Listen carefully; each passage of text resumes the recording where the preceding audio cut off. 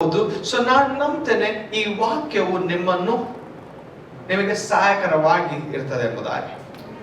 ಆಮೇಲೆ ಒಂದು ಮಿನಿಸ್ಟರ್ ಮಾತನ್ನು ಎಷ್ಟು ಸಹಾಯಕರವಾಗಿ ನಾವು ತೆಗೆದುಕೊಳ್ತೀವೋ ಅದಕ್ಕಿಂತ ಹೆಚ್ಚಾಗಿರುವ ಮಾತು ದೇವರು ಇವತ್ತು ಬೆಳಗಿರಿಸ್ತಾ ಇದ್ದಾರೆ. ಆಮೇಲೆ ಅದು ಇನ್ನ ಸಹಾಯಕರವಾಗಿ ನಮ್ಮ ಜೀವಿತದಲ್ಲಿ ಹೇಳ್ತದೆ. ಆಮೇಲೆ ಅನೇಕ ಮತಗಳಿದ್ದಾವೆ.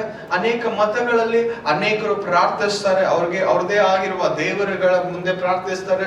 ಅವ್ರದೇ ಆಗಿರುವ ಮಂತ್ರಗಳನ್ನು ಅವರು ನುಡಿತಾರೆ. ಆದ್ರೆ ಅವರು ಮಂತ್ರಗಳು ನುಡಿತಾ ಇರುವ ಆ ಮಂತ್ರಗಳು ಅದು ದೇವರಿಗೆ ಹೋಗ್ತಾವೋ ಸಾತನಿಗೆ ಹೋಗ್ತಾವೋ ಅದು ಸೆಕೆಂಡ್ರಿ. ಆದ್ರೆ ಇವತ್ತು ನಾವು ನಿಜವಾಗಿರುವ ದೇವರನ್ನು ಆರಾಧಿಸುವ ಮಕ್ಕಳಾಗಿ ನಮ್ಮ ಪ್ರಾರ್ಥನೆಗೆ ಎಷ್ಟು ಶಕ್ತಿ ಇದೆ, ನಮ್ಮ ಪ್ರಾರ್ಥನೆಗೆ ಎಂತ ಮಹತ್ವವಿದೆ ಎಂಬುವ ವಿಷಯವನ್ನು ನಾವು ಕಲಿಯಬೇಕು. ಆಮೇಲೆ ಹಲ್ಲೆಲೂಯ. ಅನೇಕರು ಈ ಉಪವಾಸ ಎಂಬುವ ವಿಷಯವನ್ನು ಬಹಳ ಸರಳವಾಗಿ ತೆಗೆದುಕೊಂಡ್ಬಿಟ್ಟಿರ್ತಾರೆ. ಓಕೆ, ಉಪವಾಸ ಮಾಡ್ಬೇಕಪ್ಪ, ಇವತ್ತು ಉಪವಾಸ ಇರ್ಬೇಕು ಅಂತಂದು ಉಪವಾಸ ಇರ್ತಾರೆ, ಮಾತ್ರ ಪ್ರೇಯರ್ ಮಾಡಂಗಿಲ್ಲ. ಉಪವಾಸ ಇರ್ತಾರೆ, ಟಿವಿ ನೋಡ್ತಾ ಇರ್ತಾರೆ, ಉಪವಾಸ ಇರ್ತಾರೆ, ಮೌನವಾಗಿರ್ತಾರೆ. ಆದ್ರೆ ಯೇಸು ಕ್ರಿಸ್ತನು ಎಲ್ಲಿ ಹೇಳ್ತಾನೆ ಅಂದ್ರೆ ಒಂದು ಸ್ಥಳದಲ್ಲಿ ನೀನು ಈ ದುರಾತ್ಮಗಳನ್ನು ಇಂಥ ಬಿಡುಗಡೆಯನ್ನು ನೀನು ಅನುಭವಿಸಬೇಕಂದ್ರೆ ಉಪವಾಸ ಮತ್ತು ಪ್ರಾರ್ಥನೆಯಿಂದಲೇ ಮಾತ್ರ ಇದು ಆಗುವುದಕ್ಕೆ ಸಾಧ್ಯ. ಆಮೇಲೆ ಹೇಳ್ರಿ, ಉಪವಾಸ ಚೆನ್ನಾಗಿ, ಉಪವಾಸ ಮತ್ತು ಪ್ರಾರ್ಥನೆ. ಸೊ ಅನೇಕರು ಉಪವಾಸ ಇರ್ತಾರೆ ಆದ್ರೆ ಪ್ರಾರ್ಥನೆ ಮಾಡಂಗಿಲ್ಲ. ಅನೇಕರು ಪ್ರಾರ್ಥನೆ ಮಾಡ್ತಾ ಇರ್ತಾರೆ ಆದ್ರೆ ಉಪವಾಸ ಮಾಡಂಗಿಲ್ಲ. ಹೌದಾ? ಈ ಎರಡು ಅಂಶಗಳು ಬಹಳ ಪ್ರಾಮುಖ್ಯ. ಐವತ್ನಿ ನನ್ನ ಜೊತೆ ಇದ್ದೀರಾ? ಅರ್ಥ ಆಗ್ತದೇನಾ? ಅನೇಕರು ಪ್ರಾರ್ಥನೆ ಮಾಡ್ತಾ ಇರ್ತಾರೆ ಆದ್ರೆ ಅವ್ರ ಪ್ರಾರ್ಥನೆಗಳಿಗೆ ಸ್ವಲ್ಪ ಅನೇಕ ಪ್ರಾರ್ಥನೆಗಳಿಗೆ ಜವಾಬು ಅವರು ಸಿಕ್ಕಿರಂಗಿಲ್ಲ. ಆದ್ರೆ ಉಪವಾಸಕ್ಕೆ ಯಾವಾಗ ನೀನು ಮಾಡಿ ಪ್ರಾರ್ಥಿಸ್ಲಿಕ್ಕೆ ಸಿದ್ಧವಾಗ್ತೀವಿ ಅವಾಗ ಉತ್ತರಗಳನ್ನು ನೋಡೋದಕ್ಕೆ ಸಾಧ್ಯವಾಗ್ತದೆ. ಆಮೇಲೆ ಸೊ ದಾನಿಯೇಲನ ಜೀವಿತದಲ್ಲಿ ನಾವು ನೋಡ್ಕೊಳ್ತೇವೆ. ದಾನಿಯೇಲನ ಪ್ರಾರ್ಥನೆ ಜೀವನ ಹೇಗಿತ್ತಂದ್ರೆ ಪ್ರತಿದಿನ ಆತನು ಪ್ರಾರ್ಥಿಸ್ತಾ ಇದ್ದ. ಆತನು ಸ್ವಂತ ದೇಶದಲ್ಲಿ ಇದ್ದಿಲ್ಲ, ಪರರ ದೇಶದಲ್ಲಿ ಆತನು ಬಾನಿಸನ್ನಾಗಿ ತೆಗೆದುಕೊಂಡು ಹೋಗ್ಬಿಟ್ಟಿದ್ರು ಆ ರಾಜರು ಬಂದು. ಆ ಪರ ದೇಶದಲ್ಲಿ ಇದ್ದು ಆತನು ಏನ್ ಮಾಡ್ತಾ ಅಂದ್ರೆ ಯೆರೂಷಲೇಮ್ ಕಡೆಗೆ ಆತನ ದ್ವಾರಗಳನ್ನು ತೆರೆದು ಆತನು ಪ್ರಾರ್ಥಿಸ್ತಾ ಇದ್ದ. ಹೌದಾ? ಪ್ರತಿ ದಿನವೂ 3 ಸಲ ಪ್ರಾರ್ಥಿಸ್ತಾ ಇದ್ದ. 3 ಸಲ ಪ್ರಾರ್ಥಿಸ್ತಾ ಇದ್ದ. ಹೌದಾ? ಆದ್ರೆ ಒಂದು ಕ್ಷಣ ಬರ್ತದೆ, ಒಂದು ಸಮಯ ಬರ್ತದೆ ಆತನ ಜೀವಿತದಲ್ಲಿ ಒಂದು ಅಂಶಕ್ಕಾಗಿ ಆತನ ಪ್ರಾರ್ಥಿಸ್ತಾ ಇದ್ದಾನೆ. ಆ ಅಂಶಕ್ಕೆ ಆ ದೇವರಿನ ಉತ್ತರವನ್ನು ನೀಡಲಿಲ್ಲ. ಆದ್ರೆ ಈತನ ಏನ್ ಮಾಡ್ತಾನೆ ಅಂದ್ರೆ ಉಪವಾಸ ಮಾಡ್ಲಿಕ್ಕೆ ಪ್ರಾರಂಭಿಸ್ತಾನೆ. ಏನ್ ಮಾಡ್ಲಿಕ್ಕೆ ಪ್ರಾರಂಭಿಸ್ತಾನೆ? ಉಪವಾಸ ಮಾಡ್ಲಿಕ್ಕೆ ಪ್ರಾರಂಭಿಸ್ತಾನೆ. ಆ ಉಪವಾಸ 21 ದಿನವರೆಗೆ ನಡೆಸ್ತಾನೆ. ನನ್ನ ಜೊತೆ ಇದ್ದೀರಾ? ನನ್ನ ಜೊತೆ ನಿಮ್ಮ ಬೈಬಲ್ಗಳನ್ನ ತೆರೆಯಿರಿ. ಪ್ರೇಯರ್ ದಾನಿಯೇಲನ ಗ್ರಂಥ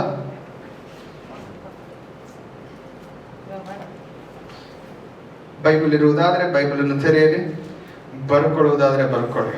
ಆಮೇಲೆ 6ನೇ ಅಧ್ಯಾಯ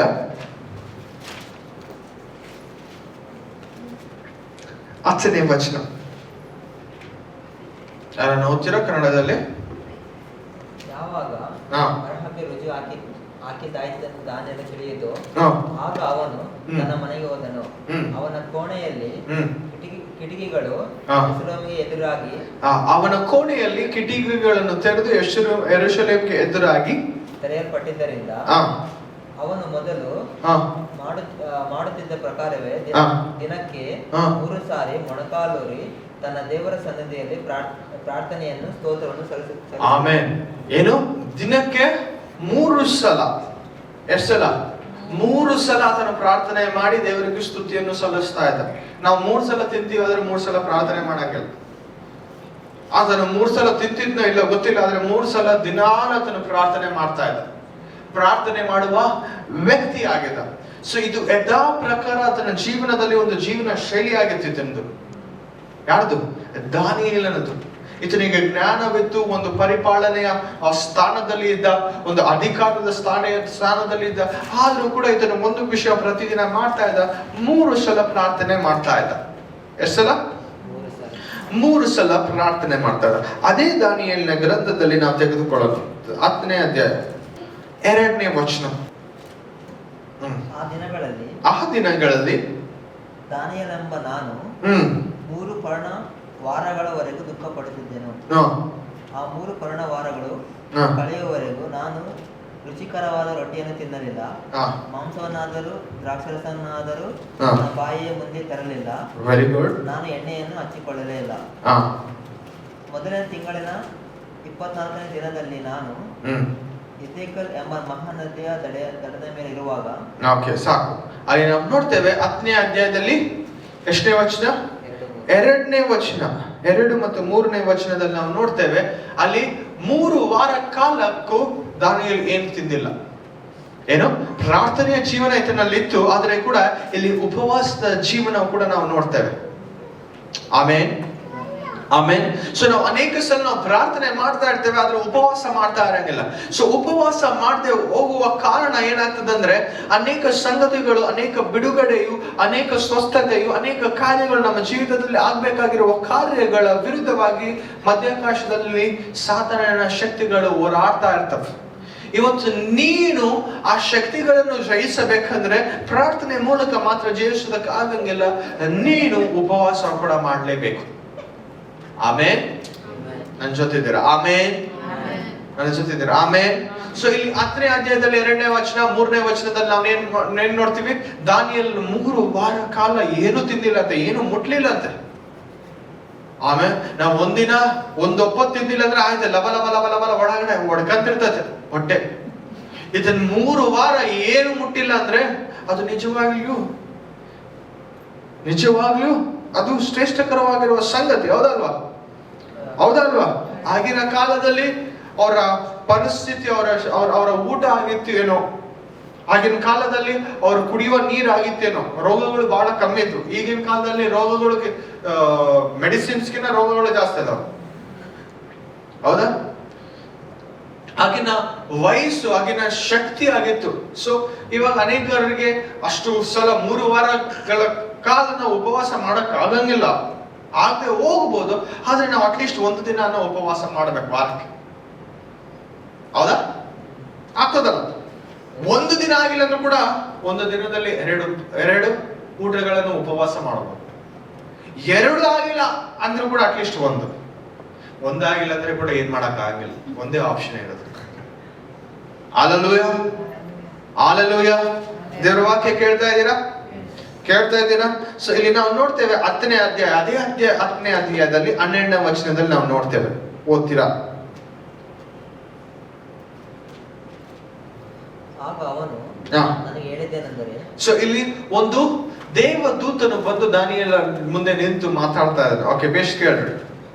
ದಾನಿಯೇಲನೇ, ನೀನು ಭಯಪಡಬೇಡ, ಯಾಕೆಂದರೆ ನೀನು ತಿಳಿದುಕೊಳ್ಳುವುದಕ್ಕೂ ನಿನ್ನ ದೇವರ ಮುಂದೆ ನಿನ್ನ ತಗ್ಗಿಸಿಕೊಳ್ಳುವುದಕ್ಕೂ ಮನಸ್ಸಿಟ್ಟ ಮೊದಲನೇ ದಿನದಲ್ಲಿಯೇ ನಿನ್ನ ಮಾತುಗಳು ಕೇಳಲ್ಪಟ್ಟವು. ನಿನ್ನ ಮಾತುಗಳ ನಿಮಿತ್ತವಾಗಿಯೇ ನಾನು ಬಂದಿದ್ದೇನೆ. ಆದರೆ ಪಾರಸಿಯ ರಾಜ್ಯದ ಪ್ರಭುವು 21 ದಿವಸಗಳು ನನಗೆ ಎದುರು ನಿಂತನು. ಆದರೆ ಇಗೋ, ಮುಖ್ಯ ಪ್ರಭುಗಳಲ್ಲಿ ಒಬ್ಬನಾದ ಮಿಕಾಯೇಲನು ನನ್ನ ಸಹಾಯಕ್ಕೆ ಬಂದನು. ಓಕೆ, ಇಲ್ಲಿ ನಾವು ನೋಡ್ತೇವೆ ಆ ಯುದ್ಧವು, ಮಧ್ಯಾಕಾಶದಲ್ಲಿ ಆಗುವ ಯುದ್ಧಗಳು ಹೇಗೆ ಮಿಕಾಯೇಲನ ದೂತವು ಜಯಿಸಿ ಉತ್ತರವನ್ನು ತೆಗೆದುಕೊಂಡು ದಾನಿಯೇಲನಿಗೆ ತಲುಪಿಸ್ತಾನೆ ಎಂಬುದಾಗಿ. ಆಮೇಲೆ ಸೊ ಇವತ್ತು ನಮ್ಮ ಜೀವಿತದಲ್ಲಿ ಅದ್ಭುತಗಳು ನಡಿಬೇಕು, ನಮ್ಮ ಪ್ರಾರ್ಥನೆಗಳಿಗೆ ಉತ್ತರ ಸಿಗ್ಬೇಕಂದ್ರೆ ಕೇವಲ ಪ್ರಾರ್ಥನೆ ಮಾತ್ರ ಮಾಡುವುದಲ್ಲ, ಉಪವಾಸ ಕೂಡ ಮಾಡಬೇಕು. ಕೇವಲ ಉಪವಾಸ ಮಾತ್ರ ಮಾಡುವುದು ಅಲ್ಲ, ಉಪವಾಸದ ಜೊತೆ ಪ್ರಾರ್ಥನೆಯನ್ನು ಕೂಡ ನಾವು ಸೇರಿಸಬೇಕು. ಆಮೇಲೆ ಹಾಲೆಲೂಯಾ. ಎಲ್ಲರೂ ಸಭೆಯಲ್ಲಿ ಪ್ರತಿಯೊಬ್ಬರು ಉಪವಾಸ ಇದ್ದಾರೆ, ನಾನು ಕೂಡ ಉಪವಾಸ ಇರ್ತೇನೆ ಅಂತ ಸುಮ್ಮನೆ ಉಪವಾಸ ಇದ್ರೆ ಆಗಂಗಿಲ್ಲ. ಉಪವಾಸ ಜೊತೆ ಪ್ರಾರ್ಥನೆ ಮಾಡಬೇಕು. ಆಮೇಲೆ ಸೊ ಇವತ್ತು ಶರೀರ ಮತ್ತು ಆತ್ಮ ಡಿಫ್ರೆನ್ಶಿಯೇಟ್ ಮಾಡುವುದಾದರೆ 2 ಸಂಗತಿಗಳು ನಾವು ಇವತ್ತು ಕಲೀಲಿಕ್ಕಿದೆ. ಆಮೇಲೆ ಇವತ್ತು ಶರೀರಕ್ಕೆ ಊಟ ಎಷ್ಟು ಇಂಪಾರ್ಟೆಂಟು, ಆತ್ಮಕ್ಕೆ ಉಪವಾಸ ಅಷ್ಟು ಇಂಪಾರ್ಟೆಂಟ್. ಆಮೇಲೆ ಶರೀರಕ್ಕೆ ಊಟ ಎಷ್ಟು ಇಂಪಾರ್ಟೆಂಟು, ಆತ್ಮಕ್ಕೆ ಉಪವಾಸ ಪ್ರಾರ್ಥನೆ ಅಷ್ಟು ಇಂಪಾರ್ಟೆಂಟ್. ಅರ್ಥ ಆಗ್ತದೇನ?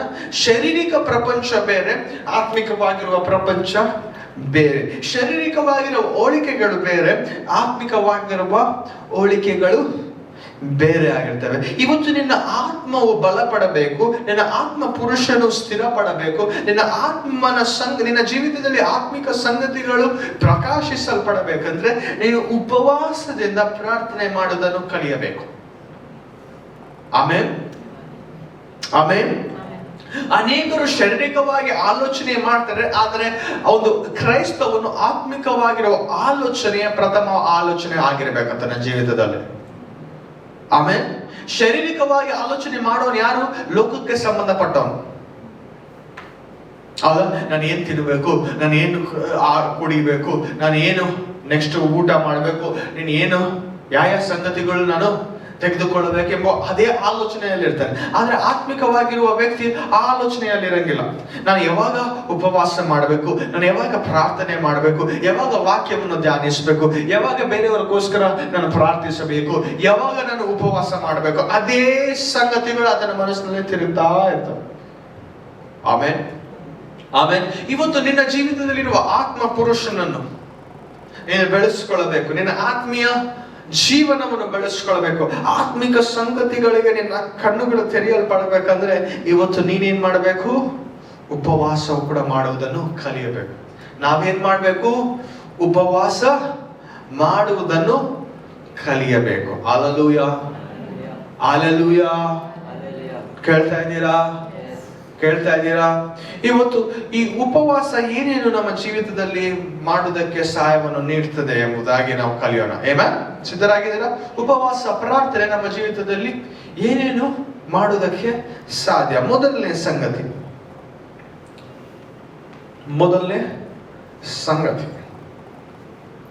ಉಪವಾಸ ನಮ್ಮ ಪಶ್ಚಾತ್ತಾಪವನ್ನು ತೋರಿಸ್ತದೆ. ಉಪವಾಸದಿಂದ ಪ್ರಾರ್ಥನೆ ಮಾಡುವಾಗ ಅದು ನಾವು ಎಷ್ಟು ಸೀರಿಯಸ್ ಆಗಿ ಪಶ್ಚಾತ್ತಾಪದಿಂದ ನಾವು ಪ್ರಾರ್ಥಿಸ್ತೇವೆ ಎಂಬ ವಿಷಯವನ್ನು ದೇವರಿಗೆ ತೋರಿಸ್ತದೆ. ಉಪವಾಸ ನಾವು ದೇವರ ಕಡೆಗೆ ತಿಳಿದುಕೊಳ್ತಾ ಇದ್ದೀವಿ ಎಂಬುವ ವಿಷಯವನ್ನು ತೋರಿಸ್ತದೆ. ಆಮೇನ್, ಆಮೇನ್. ಶಾರೀರಿಕವಾಗಿರುವ ವ್ಯಕ್ತಿ ಉಪವಾಸ ಎಂದಿಗೂ ಮಾಡಂಗಿಲ್ಲ. ಅದನ್ನು ತುಂಬಿದ್ದಾನೆ. ನಿಮಗೆಲ್ಲ ಇದೆ, ದೇವರೆಲ್ಲ ಕೊಟ್ಟಿದ್ದಾನೆ. ಹೌದಾ? ಸೊ ದಾನಿಯೇಲನಿಗೆ ಎಲ್ಲ ಇತ್ತು, ದುಡ್ಡಿತ್ತು, ಒಳ್ಳೆ ಸಂಬಳವಿತ್ತು, ರಾಜ ಅಧಿಕಾರದ ಕೆಳಗಡೆ ಇತ್ತು, ಆತನು ಒಂದು ಮಂತ್ರಿಯ ಸ್ಥಾನದಲ್ಲಿದ್ದ. ಆದ್ರೂ ಕೂಡ ಈತನು ಏನ್ ಮಾಡ್ತಾ ಇದ್ದಾನೆ? ಉಪವಾಸ ಮಾಡ್ತಾ ಇದ್ದಾನೆ. ಆಮೇನ್. ಇವತ್ತು ನಮ್ಮ ಜೀವಿತದಲ್ಲಿ ಯಾವಾಗ ಪಾಪ ಇರ್ತದೋ, ಒಂದು ಸಲ ಯೇಸುಪ್ರಭು ನಂಬ್ಕೊಂಡೆ ಕೂಡಲೇ ನಾವು ಪಾಪ ಮಾಡಂಗಿಲ್ಲ ಅಂತಲ್ಲ. ನಮ್ಮ ಆಲೋಚನೆಯಲ್ಲಿ ಕೂಡ ನಾವು ಪಾಪ ಮಾಡಬಹುದು. ಸಿಟ್ಟು ಕೂಡ ಪಾಪನೇ. ಹೌದಾ?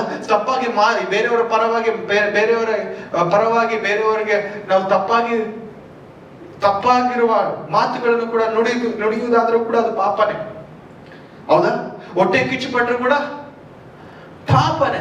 ಈ ಸಂಗತಿಗಳಿಂದ ನಾವು ಬಿಡುಗಡಿಸಿ ಪಶ್ಚಾತ್ತಾಪದಿಂದ ಪ್ರಾರ್ಥಿಸಬೇಕಂದ್ರೆ ಉಪವಾಸ ಅದನ್ನು ಸೀರಿಯಸ್ ಆಗಿ ತೋರಿಸ್ತದೆ. ಇವತ್ತು ಬೈಬಲ್ ಅಲ್ಲಿ ನಾವು ನೋಡ್ಕೊಳ್ತೇವೆ ಪ್ರೇಯರ್. ಸೊ ಅಲ್ಲಿ ನಾವು ನೋಡ್ತೇವೆ, ಸೊ ಪ್ರತಿ ಸಲ ಇಸ್ರಾಯೇಲ್ ದೇಶವು ದೇವರಿಂದ ದೂರ ಹೋದಾಗ, ಪಾಪ ಮಾಡಿದಾಗ ಅವರು ಉಪವಾಸದಿಂದ ದೇವರ ಕಡೆಗೆ ತಿರುಗ್ತಾ ಇದ್ರು. ಅವರು ತಗ್ಗಿಸಿಕೊಂಡು ಅವ್ರು ಏನ್ ಮಾಡ್ತಾ ಇದ್ರು? ಉಪವಾಸದಿಂದ ದೇವರ ಕಡೆಗೆ ತಿರುಗ್ತಾ ಇದ್ರು.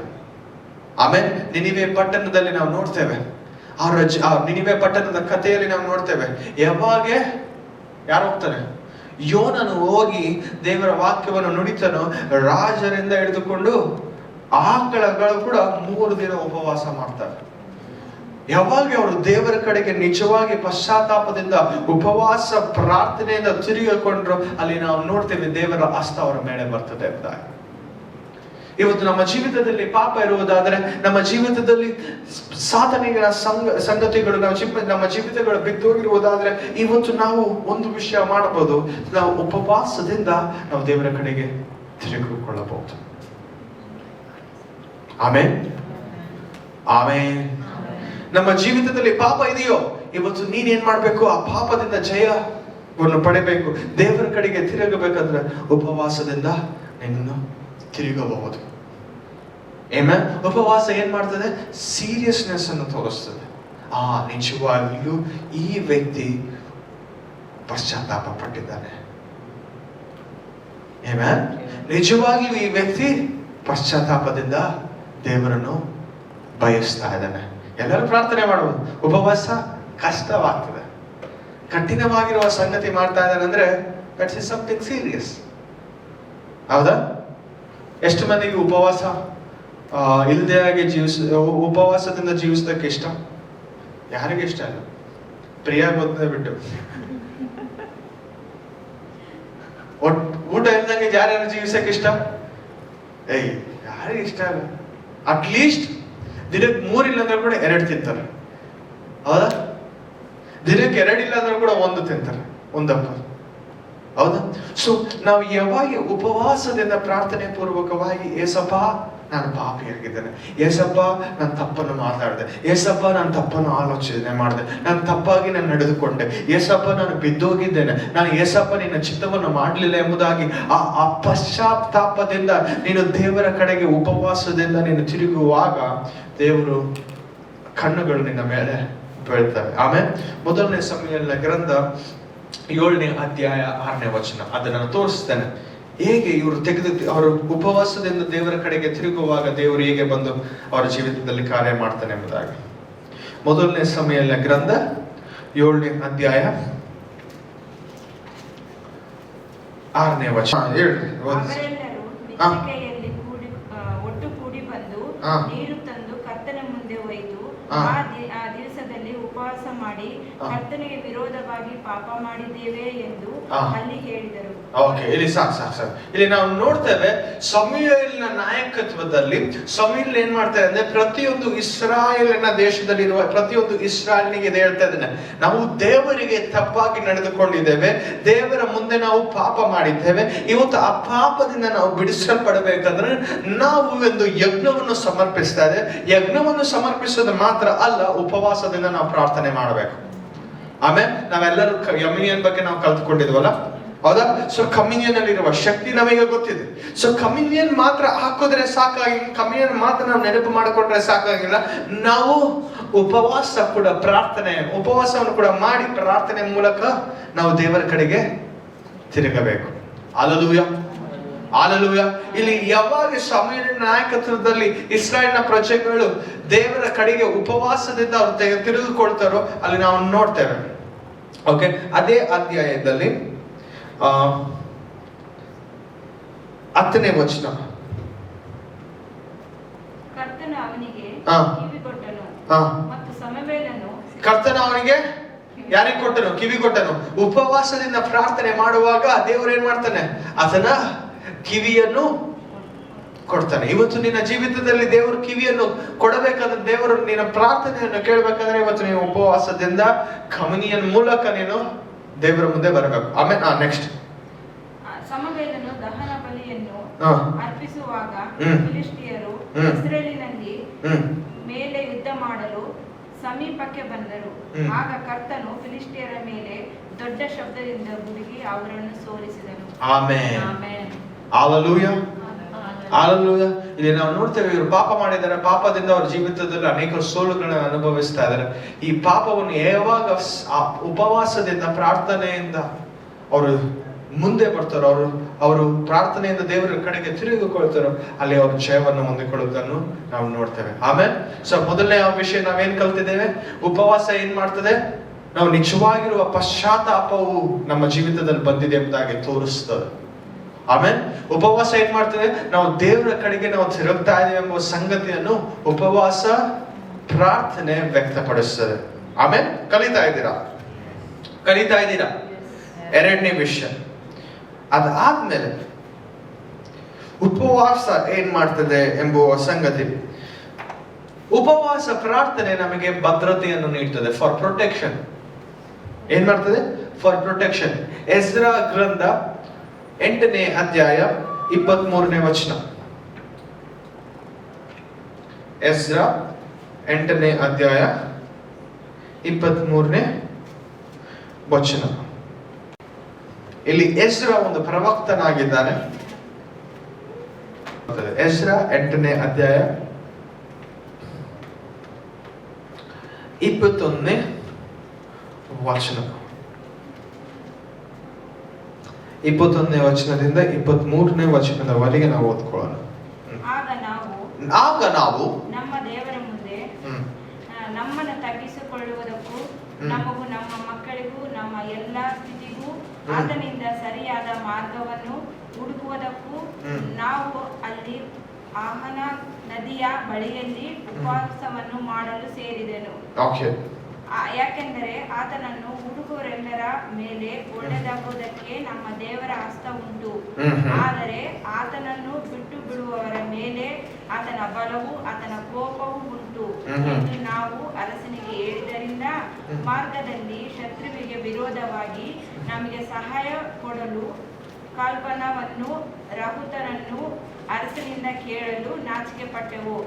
ಆದ್ದರಿಂದ ನಾವು ಉಪವಾಸ ಮಾಡಿ ಇದಕ್ಕೋಸ್ಕರ ನಮ್ಮ ದೇವರನ್ನು ಬೇಡಿಕೊಂಡೆವು. ಸೊ ಇಲ್ಲಿ ನಾವು ನೋಡ್ತೇವೆ, ಈ ಪ್ರಜೆಗಳಿದ್ದಾರೆ, ಈ ಪ್ರಜೆಗಳು ಏನ್ ಮಾಡ್ತಾ ಇದ್ದಾರೆ, ರಾಜನಿಂದ ಪ್ರೊಟೆಕ್ಷನ್ ಕೇಳ್ಬೇಕಂದ್ರೆ ಅವ್ರು ನಾಚಿಕೆ ಪಡ್ತಾ ಇದ್ದಾರೆ. ಏನ್ ಮಾಡ್ತಾ ಇದಾರೆ? ನಾಚಿಕೆ ಪಡ್ತಾ ಇದ್ದಾರೆ. ಆ ಕಾರಣದಿಂದ ಇವ್ರು ಏನ್ ಮಾಡ್ತಾರೆ, ಒಂದು ನದಿಯ ಬಳಿ ಉಪವಾಸದಿಂದ ಪ್ರಾರ್ಥನೆ ಮಾಡೋದಕ್ಕೆ ಪ್ರಾರಂಭಿಸ್ತಾರೆ. ಅಲ್ಲಿ ಉಪವಾಸದಿಂದ ಪ್ರಾರ್ಥನೆ ಮಾಡುವಾಗ ಏನಾಗ್ತದೆ, ದೇವರ ಹಸ್ತ ಅವರ ಮೇಲೆ ಬಂದು ಭದ್ರತೆಯಾಗಿ ಭದ್ರದ ಕೋಟೆಯಾಗಿ ಅವ್ರನ್ನ ಸಂರಕ್ಷಿಸ್ತದೆ. ಆಮೇಲೆ ಇವತ್ತು ನಮ್ಮ ಮಕ್ಕಳು, ನಮ್ಮ ಆಸ್ತಿಯು, ನಮ್ಮ ದುಡ್ಡು ಕಾಪಾಡಲ್ಪಡಬೇಕು. ನಾವು ದೇವರು ಕೊಟ್ಟಿರೋ ಪ್ರತಿಯೊಂದು ಸಂಗತಿಯು ಭದ್ರವಾಗಿ ಇರಬೇಕಂದ್ರೆ ನಾವು ಉಪವಾಸ ಮಾಡೋದನ್ನು ಕಲಿಯಬೇಕು. ಆಮೇಲೆ 21ನೇ ಅಧ್ಯಾಯದಿಂದ 23ನೇ ವಚನ ನೀವು ಮನೆಗೆ ಹೋಗಿ ಓದಬಹುದು. 23ನೇ ವಚನದಲ್ಲಿ ನಾವು ನೋಡ್ತೇವೆ, so we fasted and entreated our God for this and he answered our prayers. ಆಮೇಲೆ ಎರಡನೇ ವಿಷಯ ಏನು, ಉಪವಾಸ ಮಾಡುವಾಗ ಸೊ ದೇವರು ನಮ್ಮನ್ನ ಏನ್ ಮಾಡ್ತಾನೆ, ನಿನಗೆ ಜೆಡ್ ಸೆಕ್ಯೂರಿಟಿ, ಪ್ರೈಮ್ ಮಿನಿಸ್ಟರ್ ಇರೋ ಸೆಕ್ಯೂರಿಟಿ ನಿನಗೆ ಇರ್ತದೋ ಇಲ್ಲ, ಆದ್ರೆ ಗಾಡ್ ಸೆಕ್ಯೂರಿಟಿ ನಿನಗೆ ಇರ್ತದೆ. ಆಮೇಲೆ ಉಪವಾಸ ಪ್ರಾರ್ಥನೆ ಮಾಡ್ತಾ ಇರುವಾಗ ಪ್ರೈಮ್ ಮಿನಿಸ್ಟರ್ಗೆ ದೊಡ್ಡ ದೊಡ್ಡ ಅಧಿಕಾರಿಗಳಿಗಿರುವ ಸೆಕ್ಯೂರಿಟಿ ಇರ್ತದೋ ಇಲ್ಲೋ ಗೊತ್ತಿಲ್ಲ, ಅಂತ ಸೆಕ್ಯೂರಿಟಿ. ಆದ್ರೆ ದೇವರು ನಿನಗೆ ದೈವಿಕವಾಗಿರುವ ಆಕಾಶದಿಂದ ಸಪರೇಟ್ ಸ್ಪೆಷಲ್ ಸೆಕ್ಯೂರಿಟಿಯನ್ನು ಕಳಿಸ್ತಾನೆ. ಯಾರ ಮೂಲಕ? ದೇವದೂತರ ಮೂಲಕ. ನಿನ್ನ ಮಕ್ಕಳು ಮನೆಗೆ ಕಾಲೇಜ್ಗೆ ಹೋಗ್ತಾ ಇರುವಾಗ, ಸ್ಕೂಲ್ಗೆ ಹೋಗ್ತಾ ಇರುವಾಗ ಅವ್ರ ಮೇಲೆ ಜೆಡ್ ಸೆಕ್ಯೂರಿಟಿ ಇರ್ತದೆ, ಗಾಡ್ ಸೆಕ್ಯೂರಿಟಿ ಇರ್ತದೆ. ನಿನ್ನ ಗಂಡತಿಯರು ಕೆಲಸದಿಂದ ಬರುವಾಗ ಅವ್ರ ಮೇಲೆ ಗಾಡ್ ಸೆಕ್ಯೂರಿಟಿ ಇರ್ತದೆ. ಸೊ ದೇವರ ಸ್ಪೆಷಲ್ ಪ್ರೊಟೆಕ್ಷನ್ ಅನ್ನು ನೀನು ಏನ್ ಮಾಡ್ತೀಯ, ನೀನು ಉಪವಾಸ ಪ್ರಾರ್ಥನೆಯಿಂದ ಬಿಡುಗಡಿಸ್ತೀಯ. ಆಮೇಲೆ ಮೂರನೇ ವಿಷಯ, ಫಾರ್ ಗೈಡೆನ್ಸ್. ಉಪವಾಸ ಪ್ರಾರ್ಥನೆ ಮಾರ್ಗಕ್ಕಾಗಿ, ಒಳ್ಳೆಯ ಮಾರ್ಗದರ್ಶನಕ್ಕಾಗಿ ಉಪವಾಸ ಪ್ರಾರ್ಥನೆ ನಾವು ಮಾಡಬೇಕಾಗಿದೆ. ಏನು?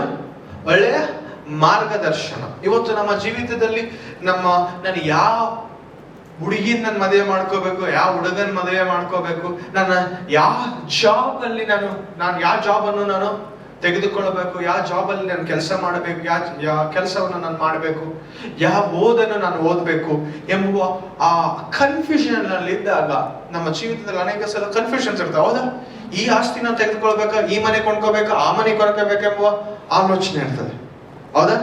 ಈ ಸ್ಥಳದ ಮೇಲೆ ನಾನು ದುಡ್ಡನ್ನು ವೆಚ್ಚ ಮಾಡಬೇಕು, ಆ ಸ್ಥಳದ ಮೇಲೆ ದುಡ್ಡನ್ನು ವೆಚ್ಚ ಮಾಡಬೇಕು, ಈ ಬಿಸ್ನೆಸ್ ಅಲ್ಲಿ ನಾನು ಇನ್ವೆಸ್ಟ್ ಮಾಡ್ಬೇಕು. ಸೊ ನಿನಗೆ ದೈವಿಕವಾಗಿರುವ ದರ್ಶನ ನಿನ್ನ ಜೀವಿತದಲ್ಲಿ ಬೇಕಂದ್ರೆ ನೀನ್ ಏನ್ ಮಾಡ್ಬೇಕಂದ್ರೆ ಉಪವಾಸದಿಂದ ಪ್ರಾರ್ಥನೆಯಿಂದ ದೇವರನ್ನು ಕೇಳಬೇಕು. ಆಮೇಲೆ ಆರ್ ಯು ವಿತ್ ಮೀ? ನನ್ನ ಜೊತೆ ಇದ್ದೀರಾ? ಸೊ ನನ್ನ ಸಂಗಡ ಈ ವಾಕ್ಯವನ್ನು ತೆರೆಯಿರಿ. ಜಡ್ಜಸ್, ನ್ಯಾಯಸ್ಥಾಪಕರ ಗ್ರಂಥ 20ನೇ ಅಧ್ಯಾಯ 26ನೇ ವಚನದಿಂದ 27ನೇ ವಚನ. 26ನೇ ವಚನದಿಂದ 27ನೇ ವಚನ. ಮೂರನೇ ವಿಷಯ ಏನು? ಮೂರನೇ ಅಂಶ ಏನು? ಗೈಡೆನ್ಸ್. ಜ್ಞಾನಕ್ಕಾಗಿ ದೇವರಿಗೆ ಉಪವಾಸವನ್ನು ಕೇಳಬೇಕು, ಮಾಡಬೇಕು. Then all the children of Israel, ಜ್ಞಾನೋಕ್ತಿ ಕರೆಕ್ಟ್, ನ್ಯಾಯ ಸ್ಥಾಪಕರು 20-26ನೇ ಅಧ್ಯಾಯ, 20ನೇ ಅಧ್ಯಾಯ 26ನೇ ವಚನ.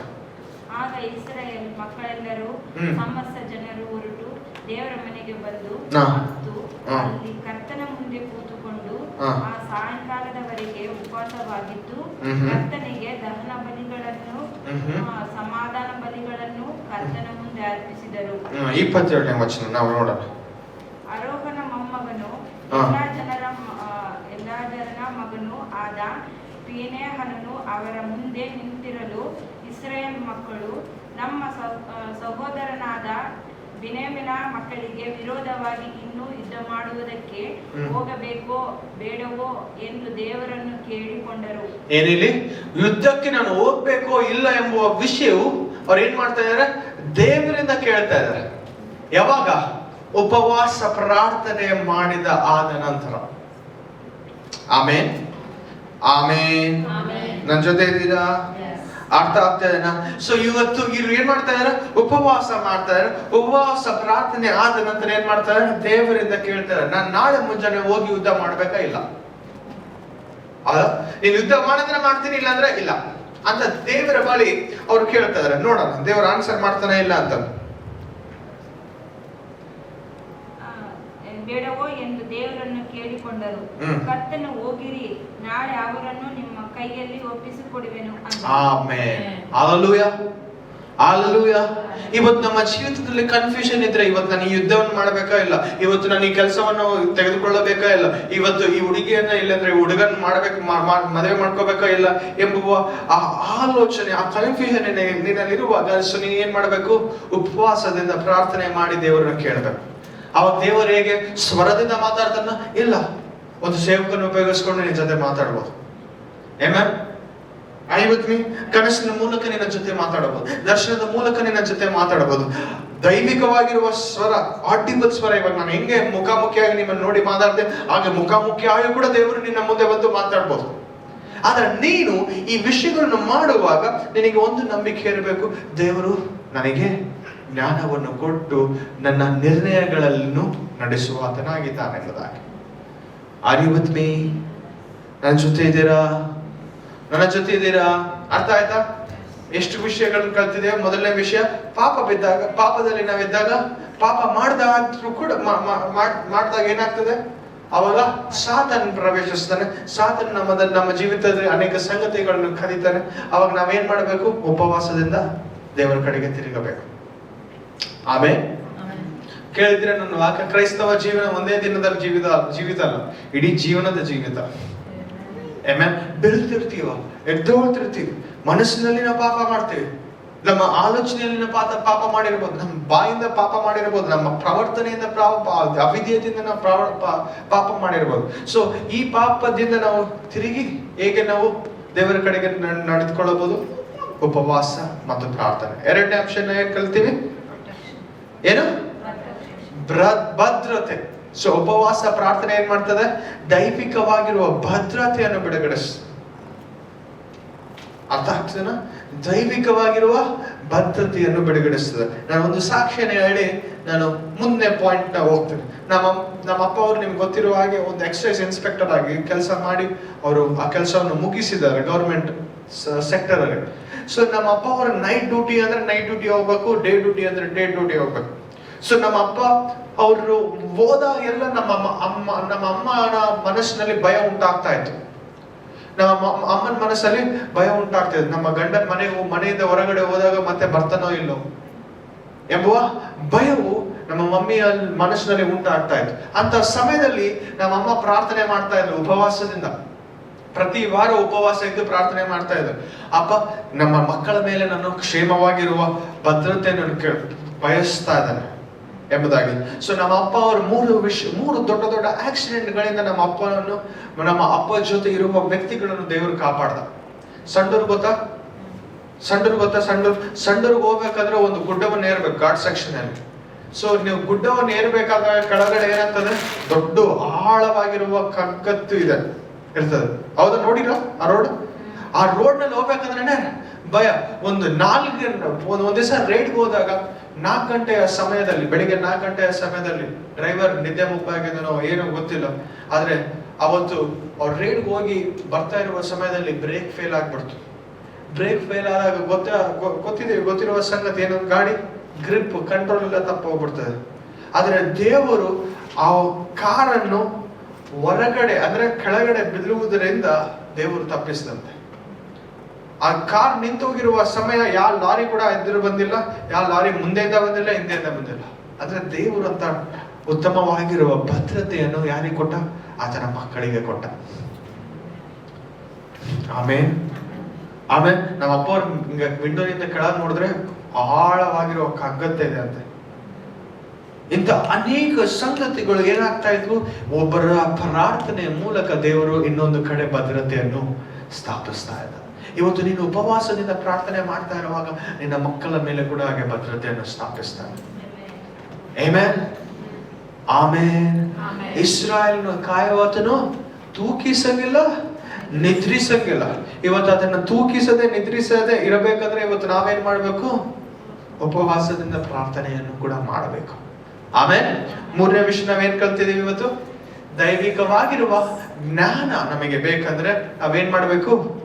ಉಪವಾಸದಿಂದ ಪ್ರಾರ್ಥನೆಯಿಂದ ದೇವರನ್ನು ಹುಡುಕಬೇಕು. ನಾಲ್ಕನೇ ವಿಷಯ ನಾನು ಕಲಿಸ್ಕೊಡ್ತೇನೆ ಇವತ್ತು. ಆಮೇಲೆ ನಾಲ್ಕನೇ ವಿಷಯ, ಶೋಧನೆಗಳನ್ನು ಜಯಿಸಬೇಕು. ದೇವರಿಗೆ ನಾವು ಸಮರ್ಪಿಸಿಕೊಳ್ಳಬೇಕಂದ್ರೆ, ದೇವರಿಗೆ ಪ್ರತ್ಯೇಕವಾಗಿ ನಾವು ಪ್ರತಿಷ್ಠಿಸಿಕೊಳ್ಳಬೇಕಂದ್ರೆ ಉಪವಾಸದಿಂದ ಮಾತ್ರನೇ ಅದಾಗ್ತದೆ. ಆಮೇಲೆ ಮತ್ತೆ ಸುವಾರ್ತೆ 4ನೇ ಅಧ್ಯಾಯ 1ನೇ ವಚನದಿಂದ 11ನೇ ವಚನ ನಾವು ಧ್ಯಾನಿಸೋಣ. ಮತ್ತೆ ಸುವಾರ್ತೆ 4ನೇ ಅಧ್ಯಾಯ 1ನೇ ವಚನದಿಂದ 11ನೇ ವಚನ. ಆಮೇಲೆ ಇಲ್ಲಿ ನಾವು ನೋಡ್ತೇವೆ, ಏಸಪ್ಪನೇ ಆತನು ಉಪವಾಸ ಮಾಡ್ತಾನೆ. ಎಷ್ಟು ದಿವಸ? 4 ದಿವಸ. ಆತನ ಸೇವೆಯು ಪ್ರಾರಂಭವಾಗುವುದಕ್ಕಿಂತ ಮುಂಚೆ ಆತನು ಆತ್ಮದಿಂದ ಏನ್ ಮಾಡಲ್ಪಡ್ತಾ ಇದ್ದಾನೆ? ಉಪವಾಸ ಮಾಡುವುದಕ್ಕೆ ಆತ್ಮನ ಏನ್ ಮಾಡ್ತಾ ಇದ್ದಾನೆ? ಆತನ ಏಸಪ್ಪನನ್ನು ತಳ್ಳುತ್ತಾ ಇದ್ದಾನೆ, ಪ್ರೋತ್ಸಾಹಿಸ್ತಾ ಇದ್ದಾನೆ. Are you with me? ಇಲ್ಲಿ ಏಸಪ್ಪ ನಿಜವಾಗಿರುವ ದೇವಕುಮಾರನು. ಆತನಿಗೆ ಉಪವಾಸ ಮಾಡಬೇಕಾಗಿರುವ ಕೆಲಸನೇ ಇಲ್ಲ, ಬೇಕಾಗೇ ಇಲ್ಲ. ಆದ್ರೂ ಕೂಡ ಇಲ್ಲಿ ಏಸಪ್ಪನೇ ಉಪವಾಸ ಮಾಡಿ ದೇವರಿಗಾಗಿ ಪ್ರತಿಷ್ಠಪಡಿಸಿಕೊಳ್ತಾ ಇದ್ದಾನೆ. ಅಂದ್ರೆ ಇವತ್ತು ನಾವು ಎಷ್ಟು ಮಾಡೋದು?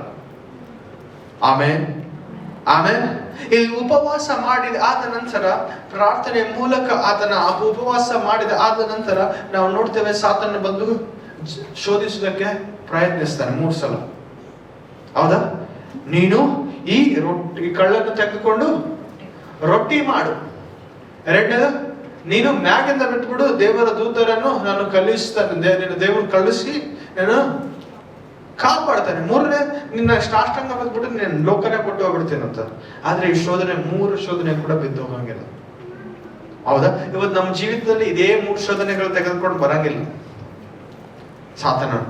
ಇವತ್ತು ನಮ್ಮ ಜೀವಿತದಲ್ಲಿ ನಮ್ಮ ಕಣ್ಣಿಗೆ ಏನಿಷ್ಟೋ ಅದೇ ತೆಗೆದುಕೊಂಡು ಬರ್ತಾನೆ, ಏನ್ ಮಾಡಬಾರ್ದು ಅದೇ ತೆಗೆದುಕೊಂಡು ಬರ್ತಾನೆ.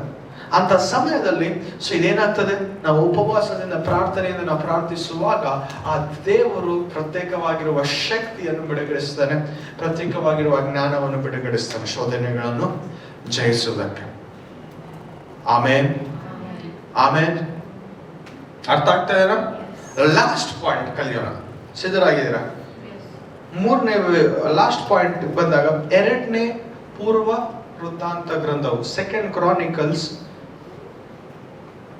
20ನೇ ಅಧ್ಯಾಯ 17ನೇ ವಚನ. 20ನೇ ಅಧ್ಯಾಯ 3ನೇ ವಚನದಿಂದ 17ನೇ ವಚನ.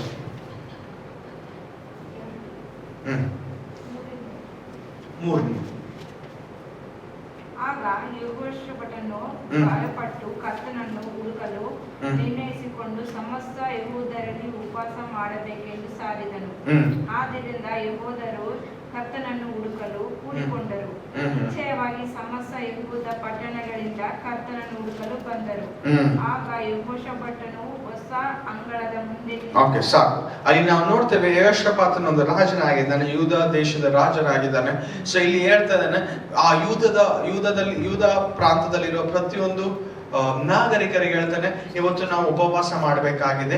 ಏಕೆಂದ್ರೆ ಶತ್ರುಗಳು ನಮ್ಮ ಸುತ್ತಲೂ ಆಕ್ರಮಿಸಿದ್ದಾರೆ. ಇವತ್ತು ಅವ್ರು ಯಾವಾಗಾದ್ರೂ ಬಂದು ನಮ್ಮ ಮೇಲೆ ದಂಡ ಮಾಡಬಹುದು ಅಂತಂದು. ಸೊ ಇಲ್ಲಿ ನಾವು ನೋಡ್ತೇವೆ, ಯೆಹೋಷಾಫಾಟನು ಏನ್ ಮಾಡ್ತಾ ಇದ್ದಾನೆ? ಪ್ರತಿಯೊಬ್ಬರಿಗೆ ಯುದ್ಧದ ಆಭರಣಗಳನ್ನು ರೆಡಿ ಮಾಡ್ಕೊಳ್ರಿ ಅಂತ ಹೇಳ್ತಾ ಇಲ್ಲ, ಯುದ್ಧದ ಸಂಗತಿಗಳು, ಯುದ್ಧಕ್ಕೆ ಬೇಕಾಗಿರುವ ಸಂಗತಿಗಳನ್ನು ಸಿದ್ಧಪಡಿಸಿಕೊಳ್ಳಿ ಅಂತ ಹೇಳ್ತಾ ಇಲ್ಲ. ಇಲ್ಲಿ ಏನ್ ಮಾಡ್ತಾ ಇದ್ದಾನೆ? ಉಪವಾಸ ಪ್ರಾರ್ಥನೆ ಮಾಡೋಣ ಎಂಬುದಾಗಿ ಹೇಳ್ತಾ ಇದ್ದಾನೆ. ಹೌದಾ? ಇವತ್ತು ನಮ್ಮ ಜೀವಿತದಲ್ಲಿ ಆತ್ಮಿಕವಾಗಿರುವ ಯುದ್ಧಗಳು ಇರ್ತವೆ, ಶಾರೀರಿಕವಾಗಿರುವ ಯುದ್ಧಗಳು ಇರ್ತವೆ. ಹೌದಾ? ಹೌದಾ? ಹೌದಾ? ಕಾರ್ಗಿಲ್ಗಿನ ದೊಡ್ಡ ದೊಡ್ಡ ಯುದ್ಧಗಳು ನಮ್ಮ ಜೀವಿತದಲ್ಲಿ ಇರ್ತವೆ. ಹೌದಾ? ಇಲ್ಲಿ ನಾವು ಇಂಥ ಯುದ್ಧಗಳನ್ನ ನಾವು ಜಯಿಸಬೇಕಂದ್ರೆ ನಾವು ಏನ್ ಮಾಡಬೇಕು? ಯೆಹೋಷಾಫಾತನು ಮಾಡಿರುವ ಹಾಗೆ ನಾವು ಮಾಡಬೇಕು. ಇವತ್ತು ಕೆಲವರು ಇಲ್ಲಿ ಕುಳಿತುಕೊಂಡಿರುವ ಕೆಲವರ ಜೀವಿತದಲ್ಲಿ ಭದ್ರತೆ ಇರಂಗಿಲ್ಲ. ಅವ್ರ ಕುಟುಂಬಕ್ಕೆ ನೀವೇನ್ ಮಾಡಬೇಕು? ಈ ಉಪವಾಸದಿಂದ ಪ್ರಾರ್ಥನೆ ಮಾಡಬೇಕು. ಕೆಲವರಿಗೆ ಶೋಧನೆಗಳಿಗೆ ಜಯಿಸೋದಕ್ಕೆ ಆಗ್ತಾ ಇರಂಗಿಲ್ಲ. ಯುದ್ಧಗಳು ಜಯಿಸ್ತಾ ಇರಬಹುದು, ಶೋಧನೆಗಳು ಜಯಿಸ್ತಕ್ಕೆ ಆಗ್ತಾ ಇರಂಗಿಲ್ಲ. ಸೊ ಪ್ರತಿಯೊಬ್ಬರಿಗೆ ಒಂದೊಂದು ರೀತಿಯಾಗಿ ಪರಿಶುದ್ಧಾತ್ಮ ದೇವರು ಈ ಪಾಯಿಂಟ್ಸ್ ಅನ್ನು ಬಿಡುಗಡೆ ಮಾಡಿ ಇವತ್ತು ನೀನು ಎದಕ್ಕೆ ಉಪವಾಸ ಮಾಡ್ಬೇಕು, ಎದಕ್ಕೆ ಪ್ರಾರ್ಥನೆ ಮಾಡ್ಬೇಕೆಂಬ ವಿಷಯವನ್ನು ಕಲಿಸಿಕೊಡ್ತಾ ಇದ್ದಾರೆ. ಆಮೇಲೆ ಇಲ್ಲಿ ನಾವು ನೋಡ್ತೇವೆ 17ನೇ ವಚನದಲ್ಲಿ, ಓಕೆ, ಅದೇ ವಚನ ನೀವು ಮನೆಗೆ ಹೋಗಿ ಬೇಷ್ ಓದ್ಬೋದು ಈ ವಿಷಯವು, ಈ ಸ್ಟೋರಿಯನ್ನು. ಇದರಲ್ಲಿ ನೀವು ಯುದ್ಧ ಮಾಡಲು ಅವಶ್ಯವಿಲ್ಲ. ಇದರಲ್ಲಿ ನೀವು ಯುದ್ಧ ಮಾಡುವ ಅವಶ್ಯವಿಲ್ಲ. ಇಲ್ಲಿ ಏನ್ ಮಾಡ್ಬೇಕು ಇವ್ರು ಆಕ್ಚುಲಿ ಹೇಳ್ಬೇಕಂದ್ರೆ ಕತ್ತಿಗಳನ್ನು ತೆಗೆದುಕೊಳ್ಳಬೇಕು. ಏನು? ಕತ್ತಿಗೆ ಯುದ್ಧಕ್ಕೆ ಬೇಕಾಗಿರುವ ಸಾಮಗ್ರಿಗಳನ್ನು ತೆಗೆದುಕೊಂಡು ಅವ್ರು ರೆಡಿ ಆಗಬೇಕು. ಇಲ್ಲಿ ಯೆಹೋಷಾಫಾತನು ಏನ್ ಹೇಳ್ತಾ ಇದ್ದಾನೆ? ಇದಕ್ಕೆ ನೀವು ಯುದ್ಧ ಮಾಡಬೇಕಾಗಿರುವ ಅವಶ್ಯಕತೆ ಇಲ್ಲ.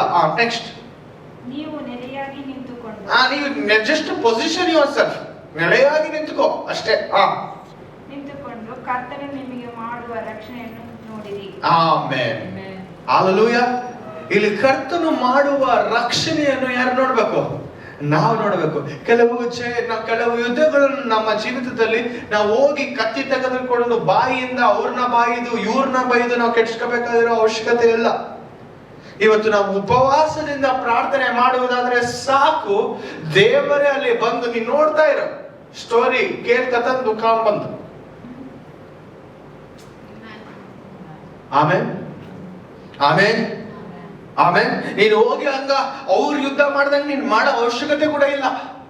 ನಾವು ನೋಡ್ತಾ ಇದ್ದೇವೆ ದೇವರು ಏನ್ ಹೇಳ್ತಾನೆ ಯೆಹೋಷಾಫಾತನಿಗೆ, ನೀನು ಹೋಗಿ ಅಲ್ಲಿ ಸುಮ್ಮನೆ ನಿಂದರು, ಕರ್ತನು ಹೇಗೆ ನಿಮ್ಮನ್ನು ಬಿಡಿಸ್ತಾನೆ ನೀನು ನೋಡ್ಕೊಂತ ಪಿಕ್ಚರ್ HD ಕ್ಲಾರಿಟಿ ಪಿಕ್ಚರ್ ಅನ್ನು ನೀನು ನೋಡಿ ದೇವರನ್ನು ಮಹಿಮೆ ಪಡಿಸಿ. ಇಲ್ಲಿ ನಾವು ನೋಡ್ತೇವೆ. ಕಂಟಿನ್ಯೂ. ರಕ್ಷಣೆಯನ್ನು ನೋಡಿರಿ, ಯೆಹೂದ್ಯರೇ, ಯೆರೂಸಲೇಮಿನವರೇ, ಭಯಪಡಬೇಡಿರಿ, ಹೆದರಬೇಡಿರಿ. ಮೂರನೇ ದಿವಸ ಅವರ ಎದುರಿಗೆ ಹೊರಟು ಹೋಗಿರಿ, ಕರ್ತನು ನಿಮ್ಮ ಸಂಗಡ ಇದ್ದಾನೆ ಅಂತ. ಆಮೆನ್. Hallelujah, hallelujah. ಅಲ್ಲಿ ನಾವು ನೋಡ್ತೇವೆ ಈ ದೇಶವು ಜಯವನ್ನು ನೋಡುವುದು. ಆಮೇಲೆ ಇವತ್ತು ನಮ್ಮ ಜೀವಿತದಲ್ಲಿ ಜಯವನ್ನು ನೋಡಬೇಕಾದ್ರೆ ಉಪವಾಸದಿಂದ ಪ್ರಾರ್ಥನೆಯಿಂದ ನಾವು ಜಯವನ್ನು ಕೂಡ ನೋಡೋದಕ್ಕೆ ಸಾಧ್ಯ. ಶೋಧನೆಗಳು ಜಯಿಸಬೇಕಂದ್ರೆ ಉಪವಾಸ ಪ್ರಾರ್ಥನೆ ಬೇಕಾಗಿರ್ತದೆ. ನಾವು ಪಾಪದಿಂದ ತೆಗೆದುಕೊಳ್ಳಬೇಕಂದ್ರೆ ಏನ್ ಬೇಕು? ಉಪವಾಸ ಪ್ರಾರ್ಥನೆ ಬೇಕು. ನಮಗೆ ಭದ್ರತೆ ಬೇಕಂದ್ರೆ ಉಪವಾಸ ಪ್ರಾರ್ಥನೆ ಬೇಕು. ಏನ್ ಬೇಕು? ಉಪವಾಸ ಪ್ರಾರ್ಥನೆ ಬೇಕು. ನಮಗೆ ದೈವಿಕವಾಗಿರುವ ಜ್ಞಾನ ಬೇಕಂದ್ರೆ ಉಪವಾಸ ಪ್ರಾರ್ಥನೆ ಬೇಕು. ಆಮೇಲೆ ಹಳೆ ಒಡಂಬಡಿಕೆಯಲ್ಲಿ ಎಷ್ಟು ಅತ್ಯದ್ಭುತವಾಗಿ ಉಪವಾಸ ಎಂಬುವ ಸಂಗತಿ ಒಂದು ಪ್ರಾಮುಖ್ಯವಾದ ಸ್ಥಾನವನ್ನು ಹೊಂದಿಕೊಂಡಿದ್ದು, ಅದಕ್ಕಿಂತ ಹೆಚ್ಚಾಗಿರುವ ಸಂಗತಿ ಹೊಸ ಒಡಂಬಡಿಕೆಯಲ್ಲಿ ಉಪವಾಸವು ಮತ್ತು ಪ್ರಾರ್ಥನೆ ಹೊಂದಿಕೊಂಡಿದೆ. ಪ್ರೇಯರ್. ಆಮೇನ್. ಐವತ್ಮಿ ನನ್ನ ಜೊತೆ ಇದ್ದೀರಾ? ಪೌಲನು ಉಪವಾಸದಿಂದ ಪ್ರಾರ್ಥನೆ ಮಾಡ್ದ, ಯೇಸು ಉಪವಾಸದಿಂದ ಪ್ರಾರ್ಥನೆ ಮಾಡ್ದ. ಇವತ್ತು ಯೇಸು ಮಾಡೋದಾದ್ರೆ ನಾವು ಕೂಡ ಉಪವಾಸ ಮತ್ತು ಪ್ರಾರ್ಥನೆಯನ್ನು ನಾವು ಮಾಡಬೇಕು. ಉಪವಾಸ ಪ್ರಾರ್ಥನೆ ಕೇವಲ ಸಭೆಯಲ್ಲಿ ಮಾಡ್ತಾರೋ, ಮಂಗಳವಾರ ಮಾಡ್ತಾರೋ? ಇಲ್ಲ, ಪ್ರತಿದಿನ ಕೂಡ ಮಾಡಬೇಕು. ವಾರಕ್ಕೊಮ್ಮೆ ನೀನು ಪ್ರತಿಷ್ಠಿಸಿಕೊಂಡು ನೀನು ಸಪರೇಟ್ ಮಾಡ್ಕೊಂಡು ಮನೆಯಲ್ಲಿ ಕೂಡ ನಿನ್ನ ಕುಟುಂಬಕ್ಕಾಗಿ ಉಪವಾಸ ಪ್ರಾರ್ಥನೆ ಮಾಡಬಹುದು. ನಿನ್ನ ಜೀವಿತಕ್ಕಾಗಿ ಕೂಡ ಉಪವಾಸ ಪ್ರಾರ್ಥನೆ ಮಾಡಬಹುದು. ಆಮೇಲೆ ಇವತ್ತು ನನ್ನ ಜೊತೆ ಇದ್ದೀರಾ? ಉಪವಾಸ ಎದಕ್ಕೆ ಒಳ್ಳೇದು? ನಮ್ಮ ಆತ್ಮಕ್ಕೆ ಒಳ್ಳೇದು. ತಿಂತಾ ಇದ್ರೆ ಏನಾಗ್ತದೆ? ನಮ್ಮ ಶರೀರ ದಪ್ಪ ಆಗ್ತಾ ಹೋಗ್ತದೆ. ಹೌದಾ? ಸೊ ಉಪವಾಸದಿಂದ ಸೈಂಟಿಫಿಕ್ ಆಗಿ ಅನೇಕ ಒಳ್ಳೆ ಬೆನಿಫಿಟ್ಸ್ ಇದಾವೆ ಅಂತ. ಉಪವಾಸ ಮಾಡೋದಾದ್ರೆ ಸೈಂಟಿಫಿಕ್ ಆಗಿ ನಮ್ಮ ಶರೀರವು ಚೆನ್ನಾಗಿ ಕೆಲಸ ಮಾಡೋದಕ್ಕೆ ಪ್ರಾರಂಭವಾಗ್ತದೆ ಅಂತ. ಹೌದಾ? ಬೇಕಾದ್ರೆ ನೀವು ಹೋಗಿ ಗೂಗಲ್ ಅಲ್ಲಿ ಸರ್ಚ್ ಮಾಡ್ಕೋದು benefits of fasting health wise. ಅಂತ. ಆಮೆನ್. ಅದಕ್ಕೋಸ್ಕರ ದೇವರೇ ಹೇಳ್ಬಿಟ್ಟ, ನೀನು ಉಪವಾಸದಿಂದ ನಾನು ತಿರುಗಿ ಕೊಟ್ರೆ ನೀನು ಹೆಲ್ತ್ ಕೊಡ್ತೀನಿ, ವೆಲ್ತ್ ಕೂಡ ಕೊಡ್ತೀನಿ ಅಂತ. ನಮ್ಮವ್ರಿಗೆ ಹೆಲ್ತ್ ಬೇಡ, ಓನ್ಲಿ ವೆಲ್ತ್ ಬೇಕು. ಇವಾಗ ಹೆಲ್ತ್ ಇದೆಯಾ, ನಾವು ವೆಲ್ತ್ ಅನುಭವಿಸಕ್ಕಾಗ್ತದೆ. ಹೌದಾ? ಇವತ್ತು ಉಪವಾಸ ಬಹಳ ಪ್ರಾಮುಖ್ಯ. ಆಮೆನ್. ಉಪವಾಸ ಯಾವಾಗ ಇರ್ತೀವೋ ನಾವು ಹೊಟ್ಟೆಗೆ ರಜಾ ಕೊಡ್ತೀವಿ. ಇದು ಹುಟ್ಟದಾಗಿಂದ ಕೆಲಸನೇ ಮಾಡ್ತಾನೆ ಇರ್ತದೆ.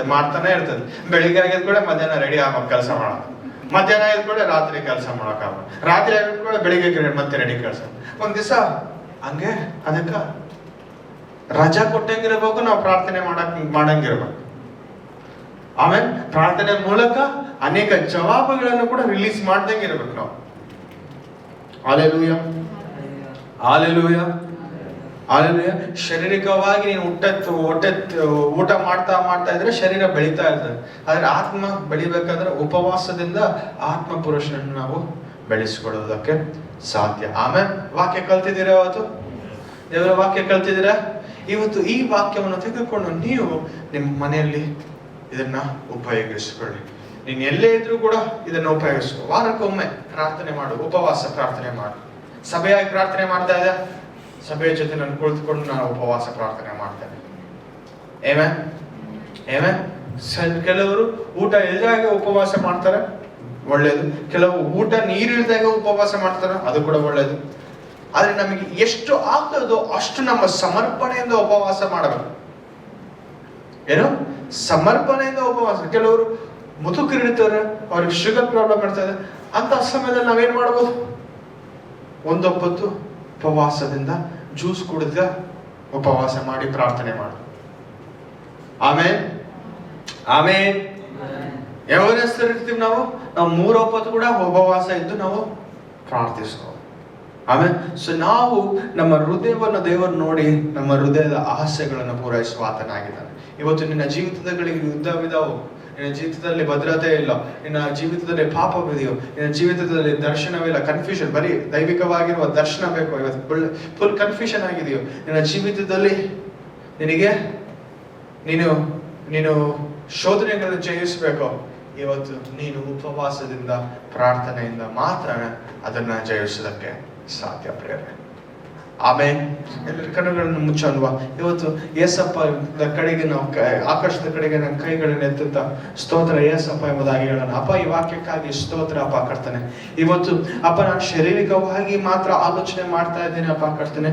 ಶಾರೀರಿಕವಾಗಿ ಅಪ್ಪ ಕರ್ತನೆ ನಾನು ತೃಪ್ತಿ ಹೊಂದಿಕೊಂಡಿದ್ದೇನೆ. ಇವತ್ತು ಆತ್ಮಿಕವಾಗಿರುವ ತೃಪ್ತಿ ನನಗೆ ಬೇಕು ಅಪ್ಪ ಕರ್ತನೆ. ಇವತ್ತು ಪರಿಶುದ್ಧಾತ್ಮನ ಮೂಲಕ ನನಗೆ ಸಹಾಯವನ್ನು ನೀಡೆಂಬುದಾಗಿ ಕೇಳ್ಕೊಳ್ಳೋಣ. ಅಪ್ಪ, ನಾನು ಇವತ್ತಿಂದ ಉಪವಾಸ ಮಾಡುವುದಕ್ಕೆ ನೀನು ಕೃಪೆಯನ್ನು ಮಾಡಿಕೊಡಪ್ಪ ಕರ್ತನೆ. ನಾನು ನಿರ್ಣಯಿಸ್ತೇನೆ, ಕಠಿಣವಾಗಿದ್ರು ಕೂಡ, ಕಷ್ಟವಾದರೂ ಕೂಡ ಅಪ್ಪ ಕರ್ತನೆ, ಇವತ್ತು ನೀನು ಕೆಲಸ ಮಾಡು ಎಂಬುದಾಗಿ ಕೇಳ್ಕೊಳ್ತಾ ಇದ್ದಾನೆ. ನೀನು ಸಹಾಯ ಮಾಡೆಂಬುದಾಗಿ ಕೇಳ್ಕೊಳ್ತಾ ಇದ್ದಾನೆ. ನೀನು ನಮಗೆ ನುಡಿ ಎಂಬುದಾಗಿ ಕೇಳ್ಕೊಳ್ತಾ ಇದ್ದಾನೆ.